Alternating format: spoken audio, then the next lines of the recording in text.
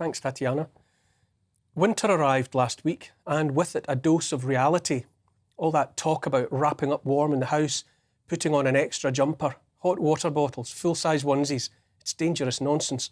It might be fine for a while if you're a healthy adult, but it's a tragedy in slow motion for babies, young children, the elderly, the sick. And it's only the second week in December. It's a long time until spring.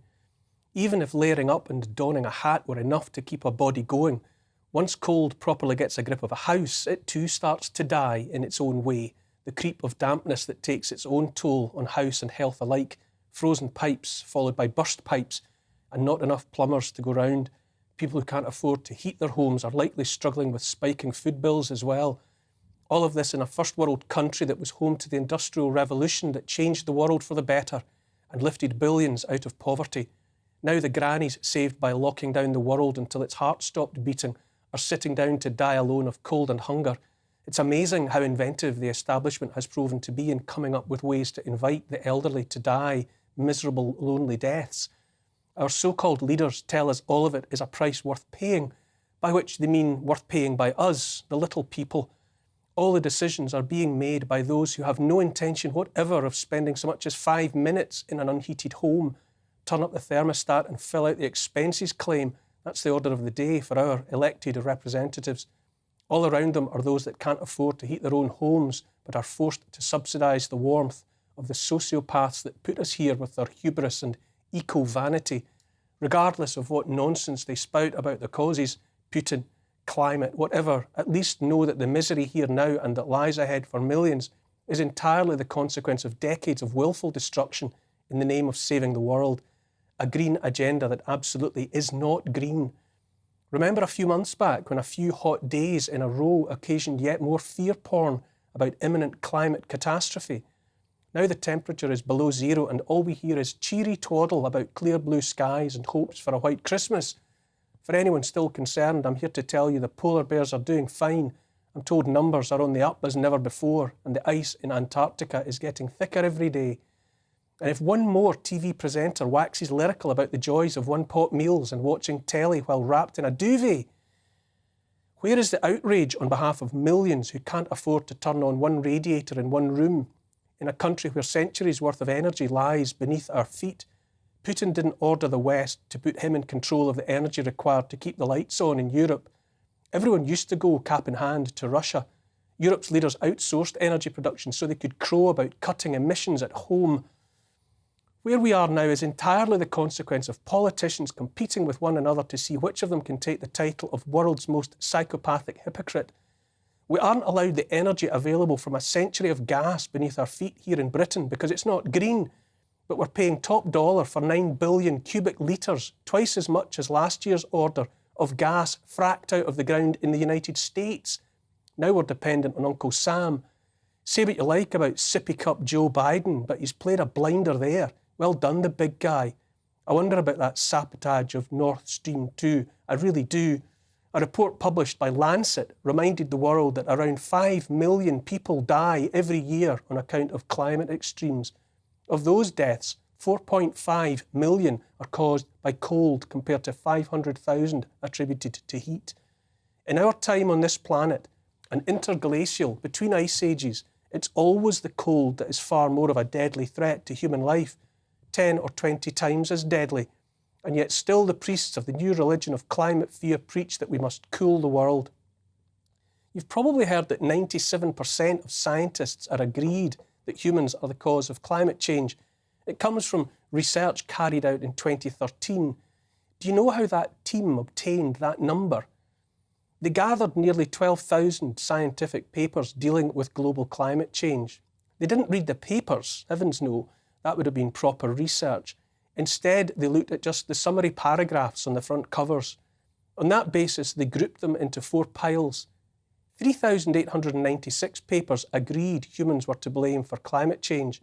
7,930 took no position either way. 78 rejected the idea of it being humanity's fault, and 40 were uncertain altogether. That initial pass gave a figure of just 32%. Blaming humans for climate change. Obviously, that wasn't nearly scary enough. So then came the gross and clumsy cheat. The 7,930 papers that took no position on whether humans are to blame were removed from the final analysis. With them gone, the figure of 32% went up to 97%, and the likes of Barack Obama and Al Gore have been quoting it ever since. If my interpretation is correct, this is the kind of deliberate tampering with evidence that underpins the net zero madness that's being pursued by the zealots running our countries, or rather ruining our countries. In a book published in 1997, physicist Carl Sagan wrote the following: "We've arranged a global civilization in which most crucial elements, transportation, communications, and all other industries, agriculture, medicine, education, entertainment, protecting the environment, and even the key democratic institution of voting, profoundly depend on science and technology. We have also arranged things so that almost no one understands science and technology. This is a prescription for disaster. We might get away with it for a while, but sooner or later, this combustible mixture of ignorance and power is going to blow up in our faces." In this context, it's our leaders who either fail to understand science and just parrot whatever propaganda lands in their inbox each day, or they do understand and they're lying. Either way, it's the prescription for disaster predicted by Sagan. Agenda 2030, net zero, is a second Titanic, and this time the whole world's being herded aboard like cattle. The passengers on the original Titanic had no way of knowing what lay ahead for them in the North Atlantic. This time around, though, millions of people who could and should know better, who have no excuse now for not knowing, who could and should have realised long ago that they were being lured and lied towards disaster, are actually buying tickets for the ride on Agenda 2030. A ship of fools. 1,500 people were lost when Titanic went to the bottom. This time it's the lives of billions. I've said it before and I'll keep saying it. What lies beneath all the madness that's keeping so many millions of people perpetually on edge, just knowing that something somewhere has gone very badly wrong, is an attack on humanity itself. This fact, above all others, must be understood. We are described as useless people. We need to accept smaller, colder, hungrier lives. We should swap beef and chicken for beetles and worms. And if you're white, you're the product of original sin, bad from birth, and owing creation itself an apology just for being here. Last year in Canada, 10,000 people died by euthanasia, 3% of all deaths in the country. A disabled veteran and former Paralympian, retired Corporal Christine Gauthier, says she was offered euthanasia instead of waiting any longer to have a stair lift fitted in her home. After years of asking, Gauthier was told by a health worker, quote, "Madam, if you're really so desperate, we can give you medical assistance in dying now." She only wanted a stair lift. Canada's euthanasia programme is soon to grow wider. Next year there are plans to offer death to people who are mentally ill, which hardly bodes well for the clinically depressed. Plans are underway to help under 18s die too, if they want to. Human life is being devalued as easily as our currencies. Last week there was yet another variation on the theme of stripping us of more of what it has meant to be human and alive. Also lurking under the darkening umbrella of Agenda 2030 is climate lockdown. It's here already in the form of the 15-minute city. In Britain, the scam scheme is being rolled out first in Oxford. Everyone will be confined to one of 6 ghettos inside which they might live out their lives on foot or perhaps by bike. The Labour Liberal Green Council responsible says it will go ahead whether people like it or not. Every resident must register their car with the council, which will use number recognition cameras to monitor their movements around the clock. Anyone driving out of their designated ghetto more than 100 times a year will be fined. This is about one agenda and one agenda only: keeping people apart, increasing the atomisation of society, the deliberate division of people into smaller and smaller dependent units. This outrage proposed in Oxford is the tip of an iceberg, because we humans, we useless people, we hackable animals are so suboptimal, so contemptible in the eyes of our self-appointed superiors, we must be watched at all times. It's not just in Oxford. In every city there are cameras monitoring everyone's every move. Forget the nonsense of the 15-minute city. It's simply and plainly the bars of the cage of climate lockdown. COVID ran out of steam, and so the next excuse for total control is the weather. Here in Britain, it starts in Oxford, but the 15-minute city nonsense is already all over the world.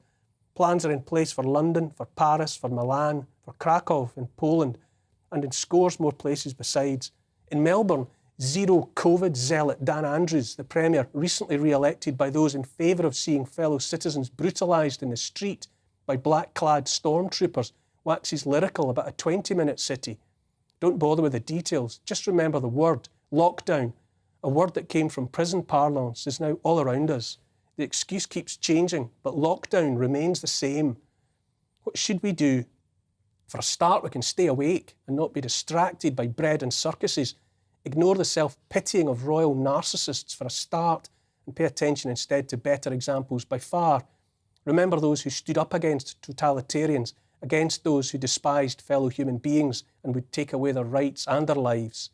Last week, we lost Squadron Leader Johnny Johnson, last surviving member of the Dambusters raid.